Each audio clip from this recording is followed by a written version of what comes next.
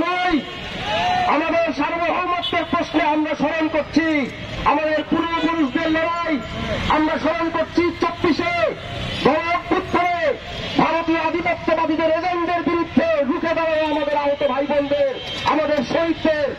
আমরা স্মরণ করছি 90-এ ভারতীয় মদতপুষ্ট সামরিক সরকারের বিরুদ্ধে লড়াই নানা বাংলার ছাত্র জনতা 90-এর শহীদদেরকে।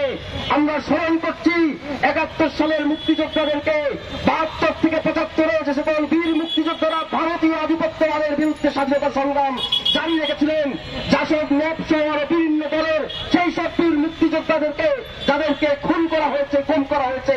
স্মরণ করছি আমাদের পূর্বপুরুষদের সেই লড়াইকে।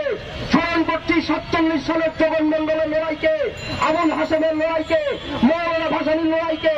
স্মরণ করছি তারও আগে ব্রিটিশ শাসনামলে তিতুমিরের লড়াইকে, হাজী সৈয়দুল্লাহ সাহেবের লড়াইকে।